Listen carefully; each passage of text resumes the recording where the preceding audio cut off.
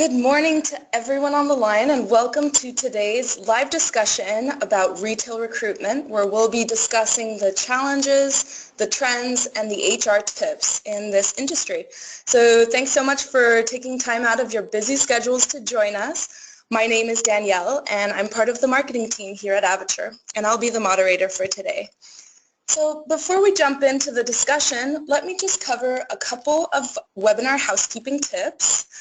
You can choose to connect to the audio by using your computer's microphone and speakers, or choose to select Use Telephone after joining the webinar. If you have any problems whatsoever, please do not hesitate to contact us through the chat function on the right-hand side. Also, we have a lot of people on the call today, so just to be respectful of everyone's time, all lines are muted, but we really encourage you to ask questions by typing them into the questions panel on the right-hand side, and we will try to answer them towards the end in the Q&A session. Also, just to mention that you can follow the conversation on Twitter with the hashtag AvatureLive, and be sure to join us next week for our live product demonstration of Avature in store. So keep an eye out for the follow-up email after this webinar and you'll be able to register. Now I'd like to pass it over to my colleague Chris Hogan, our VP of Sales for Retail Solutions, to kick things off for us. Thank you so much, Danielle, and I want to welcome everybody again to joining this conference. We are very, very fortunate today to have two very esteemed speakers in the retail vertical. First, I would like to introduce Owen Williams, who is the Vice President of Talent Acquisition at Belk. Owen, welcome. Good morning. Good morning, everyone. Thank you, Chris. My name, as Chris mentioned, is Owen Williams. I'm the Vice President of Talent Acquisition for Belk. Belk, we have 300 stores based in 16 states in the Southeast and South Central across our footprint. I guess we are best known for a real distinctive and bold private brands, business in our labels and how they speak to the Southern customer. We also known for updated, clean, easy to shop stores. And again, our understanding from being in the South for 127 years, really knowing our customer. We've built a very strong customer loyalty base. I run a team of 16 recruiters, or 16 people on my team, which includes recruiters, recruiting coordinators, a campus team, and also recruitment, marketing, and operations folks. So happy to be here. Thanks, Owen. I appreciate that. And secondly, we have really, really excited to have from Macy's, Henry Casanova, Vice President of Talent Acquisition. Henry is one of the thought leaders in this space, and we're really thrilled to have you, Henry. Tell us a little bit about yourself. Hi. Again, this is Henry Casanova. I'm lucky enough to work for Macy's in the talent acquisition space. I've been with Macy's for about 8 years now. Before that, I did a little bit of agency work, and before that, I was in the Marines. A little bit about Macy's. We're well known for, I think, being Macy's. We have a small parade that happens during Thanksgiving, and the company's been around about 150 years. We have approximately 125,000 employees. To get there, we get about 1.5 million applications a year. We have a centralized recruiting group. I'm not in charge of all of them, but we have about 50 recruiters across the company. Excellent. Thanks, Henry, and thank you for your service. I wasn't aware you were a Marine, so thank you for your service. So with that, guys, I wanted to kind of open this up and talk a little bit about the subject matter and the topics that we're going to be discussing today, and the concept of omni-channel. And, the digital marketplace has changed retail quite a bit, starting with omni-channel retail recruitment, which is a concept that has really rapidly evolved over the last 10 years or so. And it's really forced retailers to be very agile, or potentially guy on the vine. We're seeing a shift in many types of organizations from the typical brick and mortar into a more e-commerce type model as well. Prior to the internet, there were stores, and the customer experience happened pretty much in the store or maybe via a newspaper. Now customers can be anywhere. Products can be fulfilled from anywhere. The customer can receive it anywhere. And this means that retailers have a lot to consider and that there are literally hundreds of different ways a consumer can experience and engage within their business and products. Now, we're taking a look at omni-channel from the lens of retail, though, which is a seamless integration of all the physical channels and the digital channels that offer kind of this one unified customer experience. Now, that same seamless customer experience is now being extended, and it really is being expected now within the candidate experience and recruitment as well. And while this is not necessarily unique to retail, it does offer the retail vertical its own kind of unique challenges. So omni-channel talent acquisition refers to using various online and offline channels to not only attract, interact, but to engage with candidates on a daily basis. So that's what we're going to be talking about today with Belk and Macy's, is kind of that omni-channel talent acquisition approach that Owen and Henry and their organization share. And again, some of the best and worst practices, right? We all make mistakes as we go. We're all learning as we go through this. Not everyone is first to market in terms of some of these different talent acquisition channels, but we're going to learn a little bit more about this today from these types of leaders.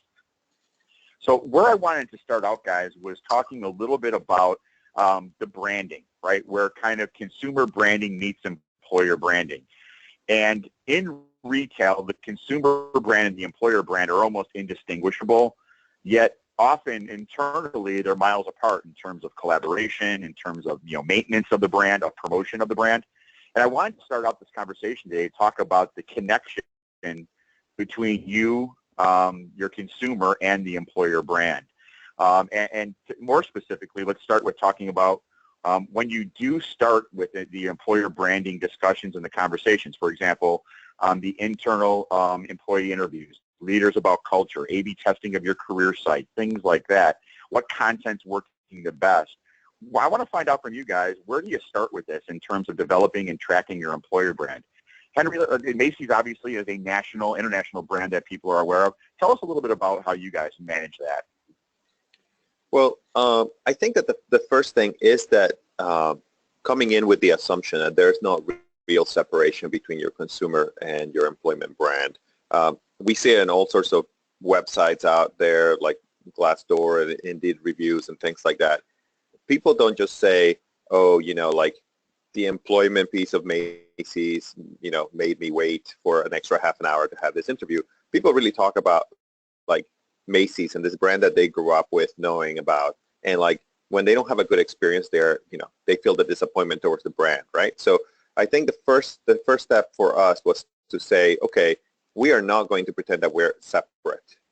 We may not have the same resources or anything like that, but we need to make sure that we're married up. So one of the things that we have done is we really have gotten more involved with our marketing group, using their resources and their expertise to help inform our brand marketing team, which is a big help to make sure that we have aligned messaging, and we also have, we communicate with them, and we leverage some of their resources as we try to promote our employment brand. Owen, do you have any perspective on that you'd like to share? Yeah, I do, and I agree with Henry. They're really, for our businesses, it needs to be the same brand, or at least very close to it. So ours is, of course, modern Southern style, and one of the things that we try to do is really make in our collateral digitally as well as paper form, and just, really in our communications, we have coaching and scripts for the recruiters. They don't read off of it to sound scripted, but they know what to say, because we talk about it all the time, that emotional connection with the customer. This is not a transactional effort all the way, I would say, from hourly all the way up to executive. What does modern Southern style mean to you? Because that encompasses food, fashion, color, of course, music, sports, Roll Tide. So if you are or were at one time, Southern, or even if you're not, you have some kind of a connection there. So if we can make that with you, that's going to open a few doors. And we want to really kind of, socialize people with our lifestyle. And that's how we resonate with our customer base. And so telling that in stories, again, through digital media or print, or just in speaking with the customer, I think really resonates. Right. And if I can add one last thing, that I would be remiss if I did not add. One of the big things that we have been able to do with the employment brand piece is to have someone who is focused on it, on our employment brand, and making all those tie-ins with our marketing organization. For anybody who's listening to this, I know that depending on the size of your organization, that may seem like a huge ask to have somebody focused on that. But it's amazing the savings that you get when you have somebody who's a respected professional in that field of marketing talking to your marketing group. Yeah. It gives you so much more access, and you'll get all the money you spend on that person, you'll get back from leveraging your your consumer brand along with your employment brand. Yeah, just to further add to what Henry was saying, you know, I actually spoke with Henry, you know, I think it was about a year ago about just this, about, you know, I've got the opportunity to bring on board, you know, a social media person or someone in marketing, and speaking with him, he really kind of helped me, you know, rethink that and really make that a recruitment marketing role. And I was able to actually recruit someone from within marketing to go into this role, which is perfect because they had instant credibility. We already had, and very intentionally tried to build a very strong relationship with our marketing team, because I know for many organizations, that's not a luxury that they have. It can sometimes be a contentious us versus them. If you can break down those walls and prove to them there's a common customer theme here, you know, your associates are your best customers, your customers are your best associates, et cetera, you know, you could build that relationship. And if you don't have that position, if you can't, you know, for whatever reasons, you know, make that, you know, concerted effort to build partnerships within the marketing team. That's great. And that's kind of what I talked about a little bit earlier, guys, was talking about, you know, sometimes that disconnect between the consumer and the digital. And even though they live, to your point, Henry, kind of in the same world, they're indistinguishable. I had a question as a follow-up to that. So just the way that your brands are pushed out there to the marketplace. For example, do you guys have, like, how do you manage like different Instagram accounts? How do you manage email marketing campaigns? You guys both consume and bring in a lot of data on your customers and potentially your prospects as well. So where is that fine line between a customer and a prospect in terms of some of that social interaction, the things like Instagram and email and, you know, things like that? Henry, what do you guys do about that? So again, you know, obviously I leave it to the experts in the marketing group to sort of make some of these decisions, but as a strategic guidance to them, I would say, you know, there is no customer. Our candidate is as a customer, like thinking about it, like let's think about them as a customer. There's not a thought exercise in that. They are our customers. They shop with us before they come to us. They shop with us during the time that they're with us, and hopefully we treated them well enough that they'll shop with us afterwards, right? So I think that you know, we are not going to really separate the way that we do the conversation, right? As far as specific channels, we have presence in all channels, but we have recently moved to a more consolidated messaging. You know, we had some pushback from our tech organization as far as, like, you know, well, how are you going to talk to an associate, to a candidate for like an hourly position in stores? How are you going to have the same conversation with them as you have with somebody that is in tech, right? Somebody who's a software engineer or something like that.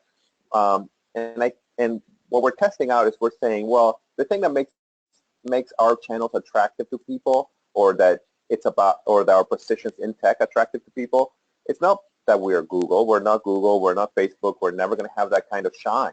But the thing that we have is that people touch your technology, right? So there is a connection, right? Like the fact that you're creating something that our customer is going to touch, you should keep in mind the fact that that customer is also going to touch an associate someday, or they're going to get something delivered from our facilities, from our distribution facility. So, like, we actually are trying to make sure that we are present as a holistic company in every space that we're in. That's great. Owen, which channels do you guys use? And you see the question up here. Which channels do you find are optimal for engagement, digitally, or maybe back to some traditional methods? You know, people call it old school, going back in that methods. What do you guys find that are working working best for you in engagement with your target group of candidates?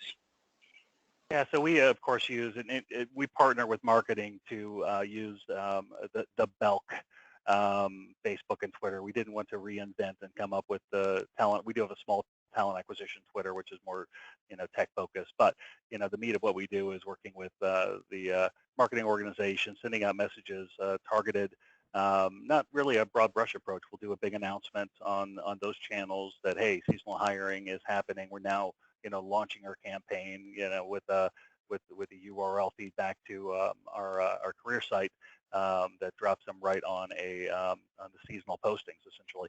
But we'll also, I think where we get the biggest bang for our buck is in, as we receive feedback and as we analyze applicant flow, where is applicant flow light in Dallas? Then we go back to marketing and we say, hey, we know we do email capture. Can I have all the emails, or send out, a message about seasonal hiring and some of the benefits to working at Belk for this zip code?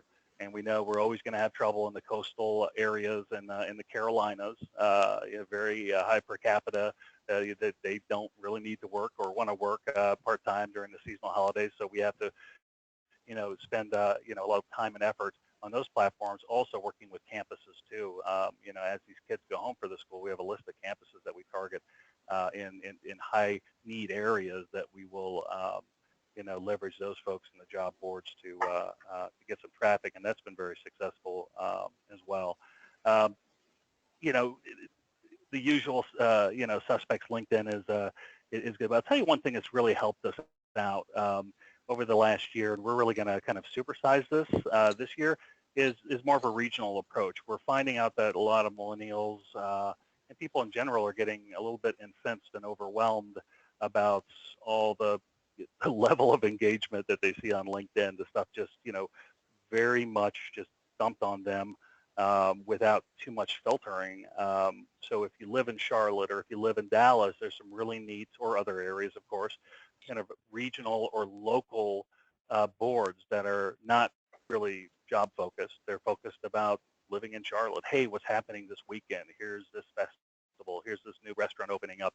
And by the way, click here if you want to, learn about local employers and jobs. And we've found that we've just started getting some really interesting results. And there was this is a little bit of a, I don't know if epiphany is too strong of a word, just in speaking with some of the millennial associates that we have here and kind of a chat group, they all said that the Charlotte Agenda, which is the site that I'm referring to just here locally in Charlotte, oh my God, we love that. We use it all the time. They've got a really good app on the phone. And so we're starting to get traction here. In the Low Country in the Carolinas, they've got similar, in Dallas, similar kind of local, I don't know, websites or blogs. So we're wanting to really explore that further and really try to use that as a resource this year. And lastly, we take a real test and learn approach about things. There's several sites that we've been able to negotiate with, whether they were very skill specific or if they were regional, and get them to offer us a pilot, to see if it works out. If it does, great, and we'll sign, a year-long contract. And so I'm a big fan of, if there's something interesting out there, I get people that say, hey, I think this could work. Try to gather information and then go for a, quick, like 90-day test. And we've seen some successes and we've seen probably more failures, but again, there's very little risk on our part. Do you see, is there any secret sauce in terms of how you measure success for those pilot, or maybe some of those non-traditional sites? You had talked about your digital publications. How are you measuring ROI on that? Yeah, you know what? That's the tough part. I'll just be completely honest with you. Especially with a test, it's really difficult to get trackers built in. It takes a while for integration. We've had some in the past, but again, for like the Charlotte Agenda, it's going to be more just, hey, do we see in general an uptick in applicant flow to the particular job that we give them? And we're not going to give them every job. We're going to say, okay, what are key jobs? Let's pick like 10 jobs that we really want to focus and highlight to the Charlotte area or the Dallas area, et cetera. And then we can measure manually 10 jobs without a lot of headache. But again, with the with the LinkedIn and the career builders that we use for hourly primarily, we've got trackers in place so we can actually with campaigns with those folks we can see we can get that data back. But again, with the tests and the smaller sites, et cetera, it's a little more challenging. Henry, we had talked about, a little bit earlier that, a big heavy part of your focus is in the hourly, right? Is in more of the high volume approach right there. And you would think that, a lot of these social media sites, your Instagrams, your Twitters, your Facebook, your Snapchats, probably might be really good for you in that sense. Tell me a little bit about maybe what hasn't worked for you. I mean, you've tried all of them, right? You've gone down that path and you've gotten some return on investment with that. Talk a little bit about maybe some of those, again, from Macy's perspective that have worked, but more importantly, what hasn't worked and why hasn't it worked? Well, yes, there's definitely things that have worked. We actually have tried a couple of things with ads on Facebook that have worked very nicely. And now Facebook has also the apply with Facebook feature where people send a very short sort of description of their job history as part of this, application, and I'm using air quotes here. So that's been pretty successful. We see specifically for cosmetics jobs, we find or beauty jobs, we find a lot of response in Facebook. I'll tell you from an ROI perspective, we have really good engagement with our sites. But if we're measuring ROI purely on, let's say, applications, then something like Twitter is not creating a lot of applications for us. But that doesn't mean we're stepping away from it, because it's really about voice, right? It's really about having your voice out there and making and engaging the candidates, even in discussion, if it's not application, right? So I don't know that I would say any of the things that we've tried fully have been unsuccessful. I think it's much more about what are your expectations going in.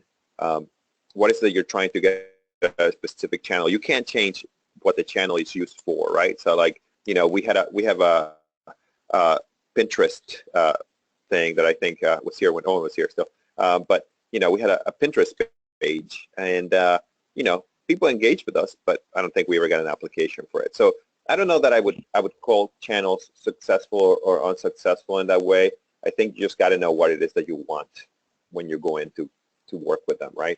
On the other hand, we have something like LinkedIn, which sounds very boring on the for the for people on the call, I'm sure, because everybody uses LinkedIn, and everybody has like all sorts of they're paying all this money to make sure their name's still out there, and we get tons of applications from that, right? So, but that's what you expect, right? So again, I wouldn't say that there's anything that I would say don't try this, because that depends on your brand.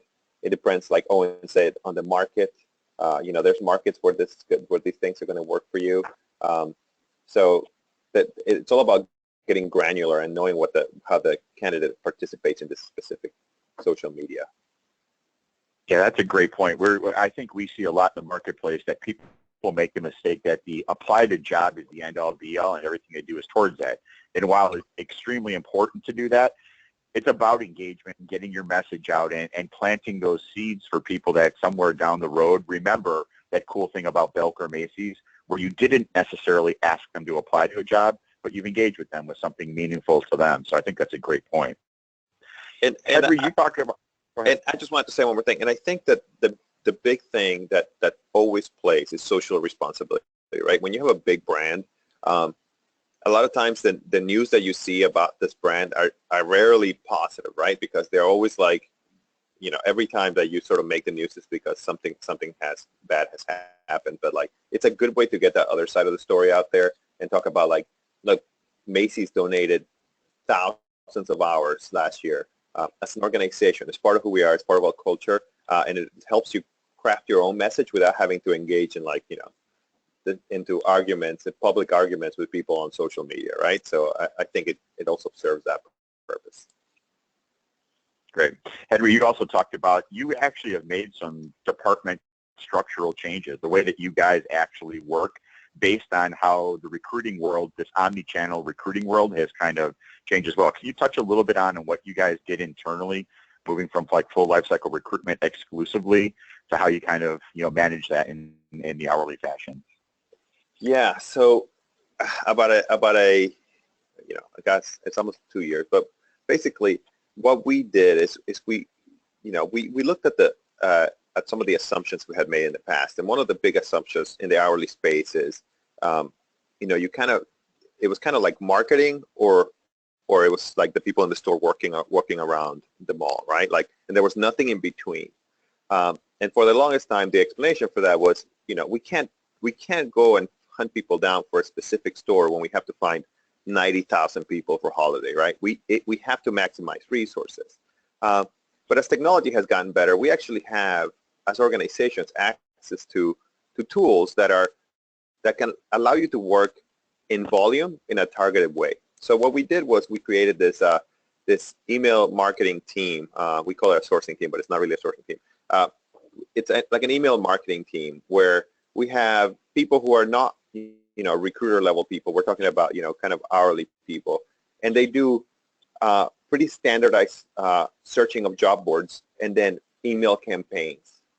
So you'll have a market like I'm sitting in Cincinnati, and Cincinnati needs to hire 50 associates for our stores here in Cincinnati. So we'll have a request from our store saying, like, we need more traffic. We need more applicant traffic. And this group will do a search and mass email, let's say, 200 people to try to drive more people to that application or more, right? So last year we sent hundreds of thousands of this kind of email, and we actually found a lot of success from them. But, it's one of those things that as more people are trying it, the return investment kind of drops, and you have to readjust, right, to see what do you want to do next. Guys, we're going to move on real quick and talking about specifically the types of talent that you guys are hiring now, and again, in kind of a changing market. Again, we're seeing that the marketplace for talent has changed. Different generation, different skill sets. Candidates today have, some flex scheduling requirements. They have different skill sets. It's a really extremely competitive market, obviously, where engagement is easier. It's hard to be that one voice. Even if you're the loudest voice, there's a lot of loud voices out there. I wanted to kind of pose a question here to talk about how is the skill set of your ideal candidate changing, either in the field or at the corporate level, and why do you think that is? Owen, you had talked about, technology as a driver with that. Talk a little bit about the skill set and how this is changing how and why you're recruiting these types of people. Yeah, no, it's we're definitely facing kind of a monumental task coming up, because for the longest time in our stores, for example, and we have stores, ranging wildly in volume, and we're in, big markets, but we're also in, and we really dominate a lot of the small to medium-sized markets in the South, and we have extraordinarily high loyalty when it comes to our associates. We had a lot of people who've been there, 10, 20, 30. I was in a store visit, met someone 40 years with the company in this particular store, and I've seen that, multiple times. And so, for the longest time, we'd have, as I like to joke, the best POS technology 1989 had to offer. And so still, and so we are evolving, because we got to the point in Omni where we can't put this off anymore, and we need to invest. And so we are now in the process over the next year or so, implementing cutting-edge technology, having which includes mobile technology and tablets, and we're piloting this in multiple stores throughout the company. And we've run into some real adoption issues too. And so the team, the HR team, in particular, learning and development and talent acquisition, we're looking at, and we're currently working on a project on how do we change the interview process to incorporate, the digital store, feel, and so we can tease out, can this person function on an iPad? And how do we train our existing folks? But again, when we look at hiring people, how do we incorporate that in? And the other piece too is that, we realize, and I don't think we intentionally test this, we're not a self-service Kohl's type organization. What has made us famous in the past has been, high level engagement with the employees, high level of service selling. And so we're going back to that in a very big way.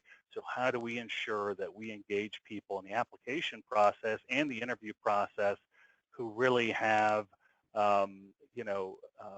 truly want to sell to people, not just cashier. And I think we all know this, especially if you're in retail, if you can get most of your population on that page, it translates into dollar signs quicker than almost anything else. So those are the two big things there. And then the other piece, is really, trying to attract, IT, e-commerce, digital talent to the corporate office, where a lot of people who work for Microsoft or some of the other big names, or even some of the more boutique firms out in the West Coast and in Texas and in other places, that's always a challenge as well. And is finding, what would appeal to most or some of those folks that they can't get at the real, cool place they work in right now, building really amazing technology. And so, we've identified some things that we hit on, that we touch on during the interview process, that helps, make that interest level even higher, because, usually at those organizations, I say usually, it's kind of a generalization, but often, their focus is very, very, very narrow, and they're working fast and furious on that they stay in that place. An organization like Belk and I'm sure at Macy's, you have the opportunity to work outside that narrow space, and have the ability to engage multiple channels within the business, to be able to work on more diverse array of projects as well.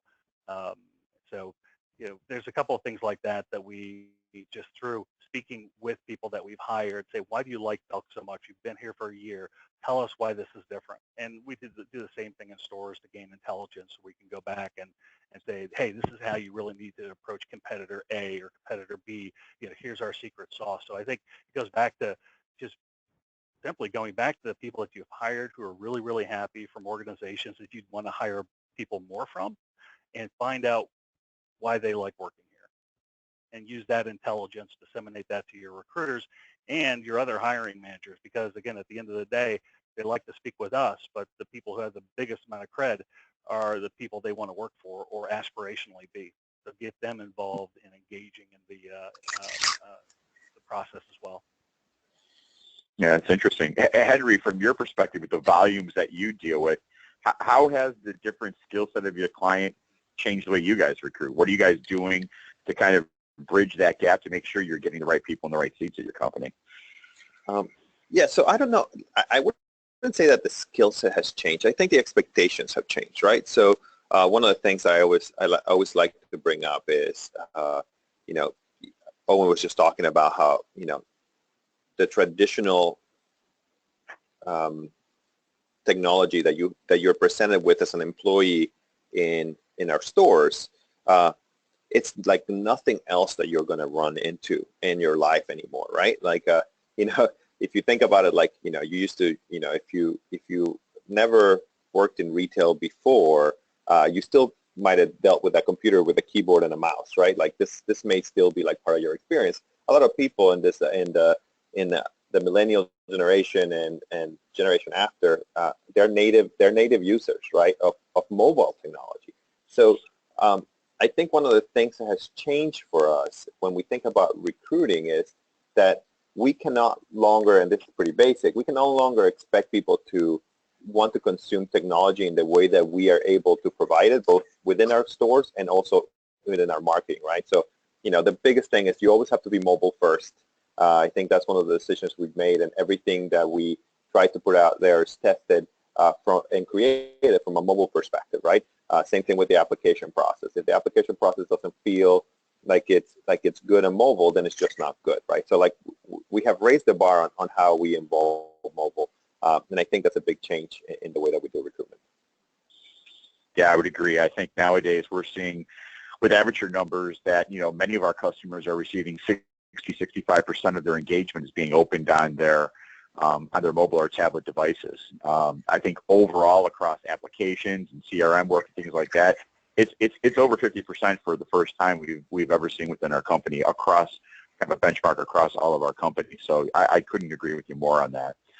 I'm going to reach out real quick to the audience right now. We had a poll just to kind of get a feel of kind of what's keeping you guys up at night.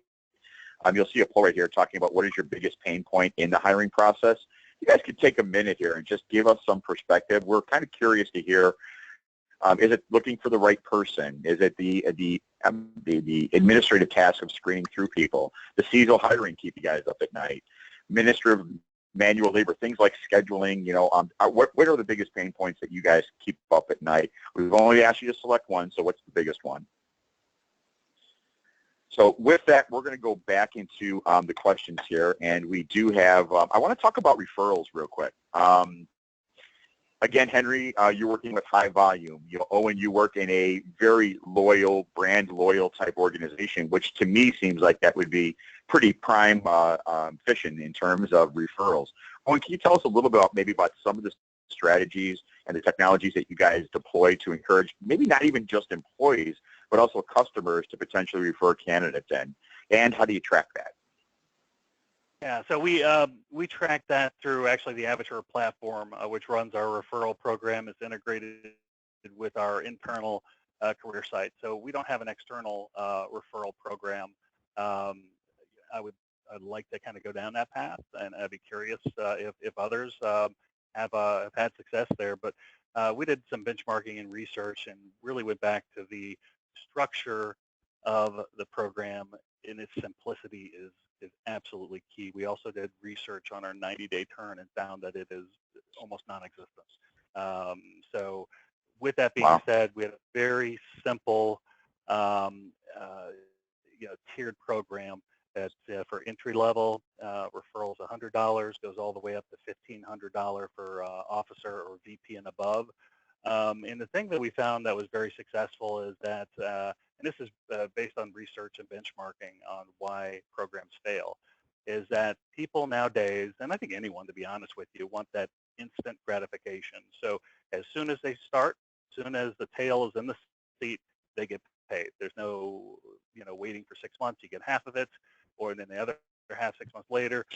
So, to allow 2 weeks for payroll processing, but it's been very impactful in the engagement and the participation in the program has been very strong. And a lot of that and just feedback from people is that, hey, this is great. You hire someone, I get paid in 2 weeks or less.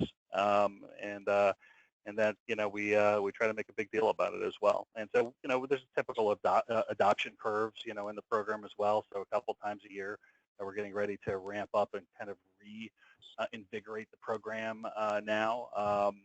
And there's certain, elements of a certain tier of folks in a corporate office who are not eligible. We're going to make it all inclusive now. So it's getting out there and marketing it and making a big deal to continue to kind of keep that enthusiasm up. But again, the key, again, with the system, getting the right system in place to be able to make it very, very easy for someone to refer someone. That is key, and the simplicity of the program itself is very key as well.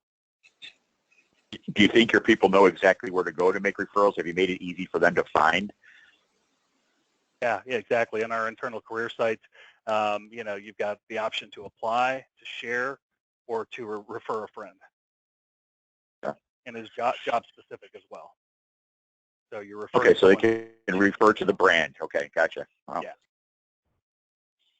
Henry, we talked a little bit about this, and this is something that you said maybe there's opportunity for Macy's. Again, with the volumes and the sheer number of employees that you have, you would seem again like this would be a great opportunity for Macy's to tap into that, to say workforce. Again, talk to us about your referral situations and maybe where you see opportunity for improvement. And I guess even the question around that too is, if it is not where it wants to be today, what do you think the barriers of that are? Why isn't it what it potentially could be in your mind? Yeah, well, in the hourly space, it's definitely an opportunity for us. It's something that sort of gets brought up every year, and we have tried different things. We have sort of thrown money at it. We have, tried to get people involved. I think for us, it all comes down to two things. One is retention, right? If you're not retaining people at a good clip or better than at least I think we are doing now, you're going to have a hard time getting a referral program up and running simply because there's nobody there to refer anybody, right? Like nobody can really stand for your brand and say, hey, I love this brand, you should come work with us, right? Which leads me into the other biggest part, which to me is culture before technology, right? So I think that you have to create a culture of referrals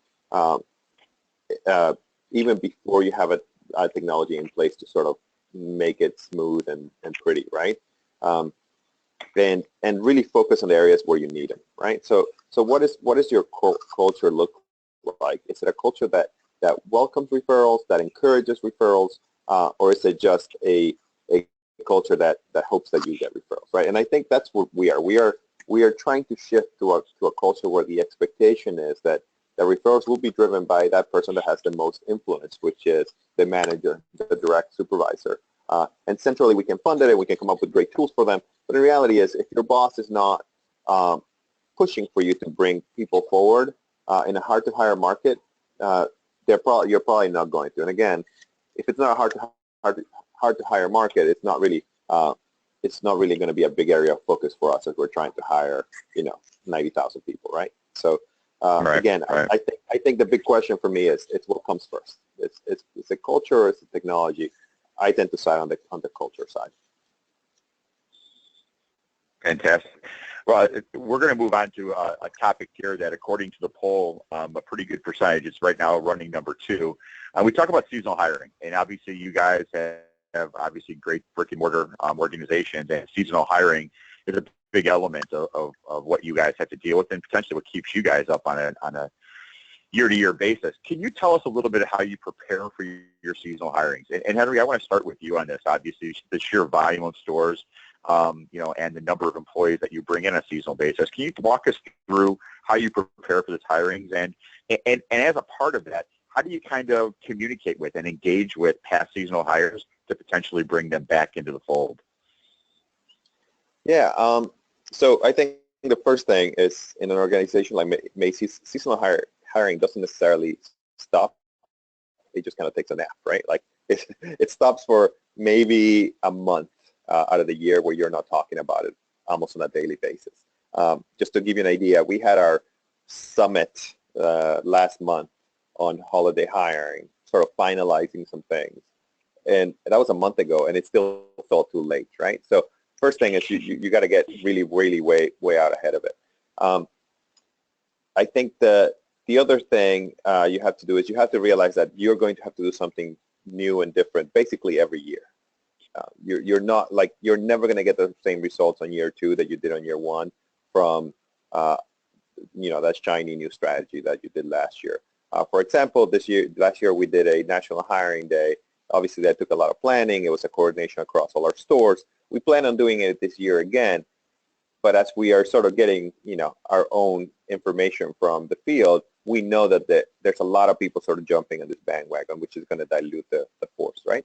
The available candidates. You mentioned reaching out to our candidates in the past. I think this is an opportunity, and again, it's how do you make it a personal outreach? What we do right now is we reach out to people who have worked for us in the past, who left in good standing, and we sort of send them an email. For hard-to-hire markets, we're going to go deeper than that. We're going to, engage them. We're going to reach out to them directly over the phone or whatnot. Probably, various different things to make sure that we are at the very least accounting for all these people that left that we would want back in those markets where we're the most challenged. So yeah, I mean that's again, preparing for holiday hiring. It's its own job, and it's kind of always ongoing. Yeah, it makes total sense. I agree with that. Owen, you had talked a little bit about maybe tapping into your store managers a little bit and asking them for some specific feedback on top candidates, things of that sort. Talk a little bit about your seasonal world. Are you very similar to Henry in that seasonal kind of never stops for you, or do you have more distinct seasonal opportunities throughout the year? Yeah, no, I love what Henry says. We take a nap too. It's not a very long one, but then it's always thinking about it. It's always working with with the field, we definitely have a seat at the table, and that's key. And Henry mentioned that in his world as well. We work very closely with our SVPs of stores, our EVP of stores, and most importantly, the regional VPs out in the market. We go to the seasonal, where they have two big seasonal, all store manager, all ASM, all store-centric meetings that happen twice a year.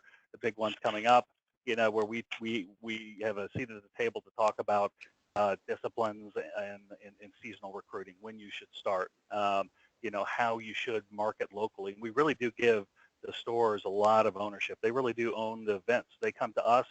We will post, a recruiting event for Anniston, Alabama, or whatever the store is, and we'll support it through email and Facebook targeting if needed. And then, of course, with our talent community, the people who have, applied or show a zip code within X number of miles from that store, we can ping them through the talent community through Avature. So it's really supporting them in their grassroots efforts, but we talk about it on a regular basis. And I would say, going back to something that's very, very basic, and I think it works best in small markets, is do you have a compelling in-store signing campaign?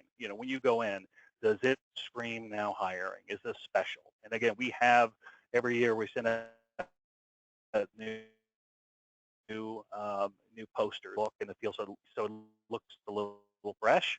But it's really up to the stores. You can only do so much with signing. One, you have to use it, but how are you making this event feel special? So that's a lot of what we talk about when we go on road shows and when we engage with the business. One other thing that we're piloting this year, as I mentioned earlier, kind of in a test and go approach, SMS or text, applications actually in the store to give them yet another avenue, because you can go to the kiosk that's in the store in HR, and you can apply for a job. But if you see the sign, and we have this little tear off that you can take with you, that'll say, text jobs to Belk for you, and it will take you directly, to our seasonal landing page for all the jobs that you want to look at. And hopefully, we're still kind of tweaking the technology. We'd love to be able to make it store specific, but we're running into a few roadblocks there. But trying to give them as many options when they're in the store to apply, or how to apply. That's something we can help you with, that one. So we'll talk offline about that. So, it's a great segue, though, into what we're talking about talking about technology in space. And both of you guys made it very clear that, mobile and SMS and, the engagement methods that you guys have to talk with candidates, whether it's in the stores or whether they're externals that you're hoping to bring in, are changing. I want to talk really quickly about the role of emerging technologies in recruitment, right? So I think that both you guys kind of have your ear to the ground and kind of hear and understand what comes out there. The number one poll response of what's keeping people up at night, it's the amount of administrative and manual labor that it takes to do their jobs and fill the seats. So technology is obviously a big part of this, right, and helping to solve for this particular solution. I'd like to hear what you guys see, or what are you excited about in terms of emerging technologies in the recruitment space? And Henry, I want to start with you on that, because I know you have really, really a keen interest in some of these kind of up-and-coming technologies. What are you hearing? Yeah, so I think the big buzz for me is all around bots, right? And if anybody in the call hasn't heard about this, so bots are basically automations for your process that are supposed to, that are supposed to save you time. So if you think about one of those automated process where somebody's like cutting and pasting something from one system to another, like a bot should be able to do that for you. In addition to that, there's some candidate interaction bots, right, that may do scheduling for you, or they may actually be able to screen a candidate for you. I'm excited about them. I'm somebody who's a bit of a technophile. I love technology. I love the kind of things that it can do and the promises of it. But I'm a bit of a skeptic myself as well. As much as I'm looking forward to that, to being able to introduce those things into my process and save my recruiters some time and save our screeners time and whatnot, I also think that they come with some risks. And when you're talking about a high volume place like Macy's, anytime you turn something like this on, the automation works against you as well, because it all happens kind of instantaneously, right? So, when it used to take you, maybe a couple of days to go through 1,000 resumes, automation can do it in seconds, right? So the problem is that, as you all know, there may be things that are being triggered as you're automating through your processes, right? So that may turn into like what would have usually been a quick retraining of somebody making a mistake to making 1,000 mistakes in a very short time, right? So, and now you might have a social media problem in your hands and whatnot. So again, I'm excited about them. I keep saying I'm waiting for somebody to be able to schedule a proper recruiter hiring manager interview before I can really start embracing a lot of this technology. Yeah, that makes sense. And, and Owen, you had talked about real briefly here, we're just going to end up with you here. And Owen, you had mentioned, talking about, you had the best point of sale systems, that 1989 you could offer. But yet you're moving in the retail sector. Obviously Avature is a brand that offers great flexibility, kind of new in the space. What are you seeing in a world like you, where technology is maybe slower to become adopted in your organization? Do you have any implementation plans, things like video interviewing as part of your process at the hourly or corporate chatbots? What's out there that you're excited about to end this conversation? Yeah, yes. Henry and I hold a very similar belief in this. We both love technology, but it also scares us. We've, and I know Henry's been in this place too, implementing something that crashes the entire system. That's not a fun conversation with your boss. So, it's not being adverse to it. It's letting some of the other people work out the kinks first, and then seeing how it can fit and be a real value add, not just technology for technology's sake, but is this going to really produce a better customer experience? And at Belk now, more so than ever, leadership, and it trickles down, of course, to everyone, is very, very focused on the best customer experience possible. We talk about candidates as customers, your internal customers, your hiring managers, employees, et cetera.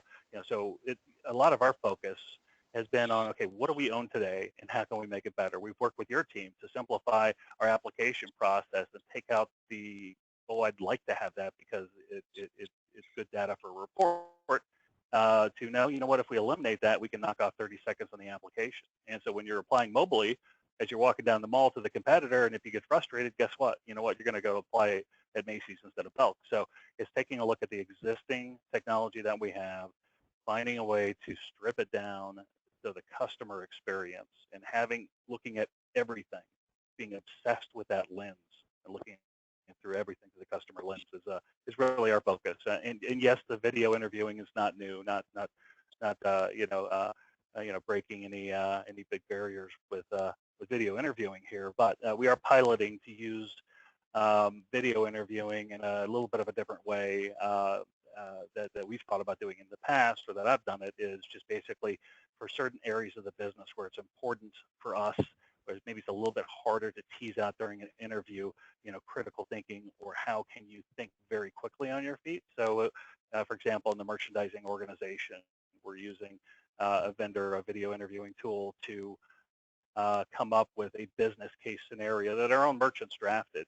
And so we read that business case scenario to the candidate, and the candidate has X number of minutes to give their thought process on how they would attack this real world business case. And as we build out things like we're building out data science department, is working with our vendors and the business to come up with, hey, how can we come up with real world stuff that they get faced with every day, and how can we create an environment during the interview process where they have the ability to think through this, and we have the ability to really see, what they're capable of thinking, just, right off the top, right on their feet, thinking on their feet. And this, and that sort of, that video tool, that's directionally where we're looking at going. And again, it's a pilot, so I'm really curious to see, one, what do the candidates think about it? Because if the candidates think it's a miserable process, we're going to look really, really hard at it. And obviously, it's got to be a value add too on the excuse me, on the business side as well. So the two, have to pair up nicely for us to be able to say, yeah, this is something that we want to see going forward. Yeah, absolutely. Candidate experience, we're having, there's groups and organizations such as the Candies and things like that are starting to measure that now on how well you're doing with that. So the candidate experience is absolutely at top of mind for many organizations, in the market today. So, gentlemen, I want to thank you so much for your time today. It was fantastic input. I'd like, if there are any questions from the audience right now, please go ahead and submit those.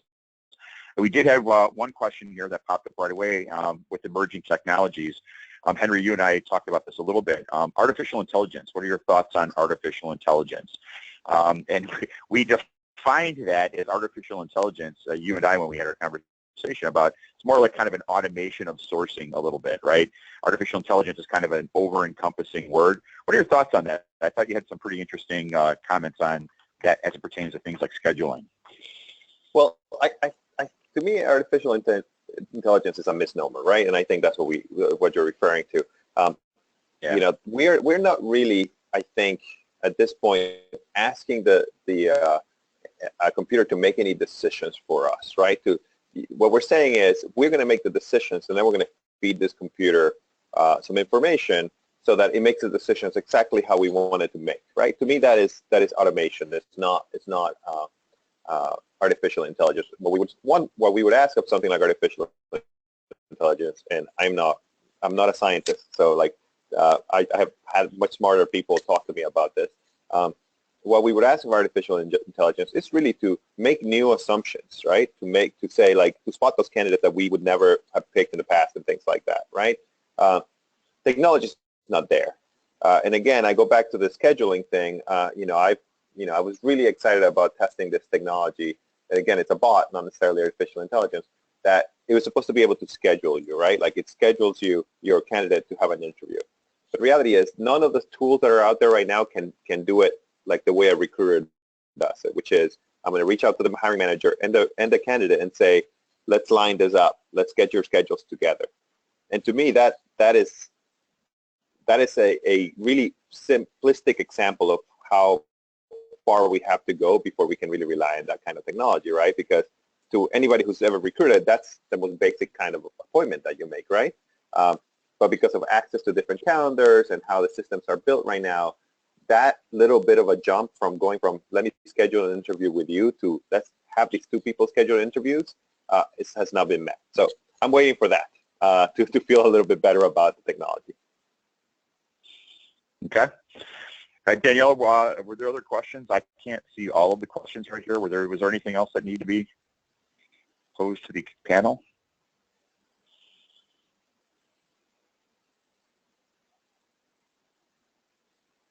No.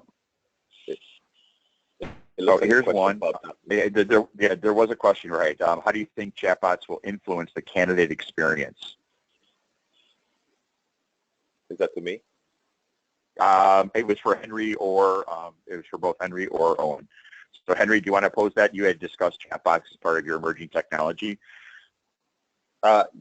Sure. So basically, yes.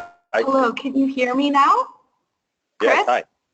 Yes, we can hear you now. Yep. Sorry for that, guys. We had a bit of a connection issue here. Okay. So should I continue? Okay. Yeah, you can go ahead and finish Sorry, that Chris. real quick. Yep.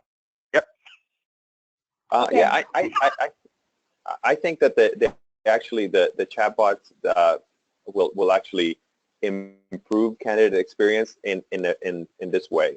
We did a bit of a informal survey about people's best experiences around customer service, and every single time the top couple of answers were about like I didn't have to talk to anybody.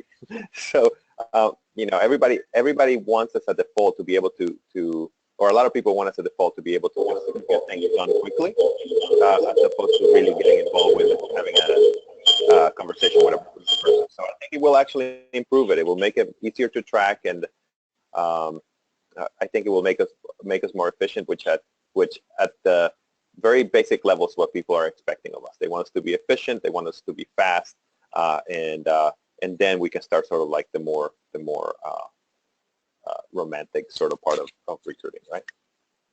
Absolutely. And with time, we have one last question. This is posed to Owen. Owen, do you have a concern that technology can overlook some excellent candidates. With all the technology, how do you keep recruiters good at their jobs or make them better at it as opposed to not getting lazy? Yeah, no, you know what, and that's, you know, and that's my big fear with the technology, you know, where I embrace it at a certain level, especially academically, it sounds great, but the actual functionality and driving a wedge between, you know, the candidate and the business, or the candidate and the recruiter, and there's got to be a balance. There's definitely no silver bullet. I do see, you know, using some of this technology to automate is going to be, I think, it would play in the volume recruiting space, you know, much better than otherwise. Of course, I think it's a no-brainer, but it depends, and it's a hard question to answer. But I think that if you always put a checkpoint in and you talk to the customers, again, going back to piloting, if you do something like Autobot or some kind of IA, you know, any technology that's customer facing, you know, after X period of time, poll your customers, which is the people you just hired. How was the experience? Poll your hiring managers. If you're not doing that, you're not listening to your customer. Listen to the feedback. And again, as I said, I would embrace the test and go the test and go, you know, process in this space. So especially again with emerging technology, I don't think you want to get locked into a long-term contract unless you really know what you're getting into. Yeah, totally. And we have no relationship with this group, but the Candy Awards again even takes it to that next level. They start polling your people all throughout the process. People that applied for a job or dispositioned immediately, all the way through the process. I think it's a wonderful resource to get that data to understand truly what's working. Because again, making decisions in that vacuum can be very dangerous. And at the end of the day, recruiting is people, right? It's people talking to people, and technology is not going to solve or fix everything, but it certainly makes the process simpler. But at the end of the day, selecting the right people is a very human process. So again, gentlemen, thank you so much. We're about a minute over time. I want to thank the audience for attending this call. Please remember also next week, Avature is going to be having another webinar presentation of our specific in-store retail solution. So if you have a field operations, we would love to have you guys join us for that and learn a little bit about how Avature is helping the retail market with technology solutions. But Owen and Henry, thank you for your time. You guys were fantastic. We really appreciate your input. Thank you. Thank you. This will end the webinar. Thank you, everybody. Have a great day.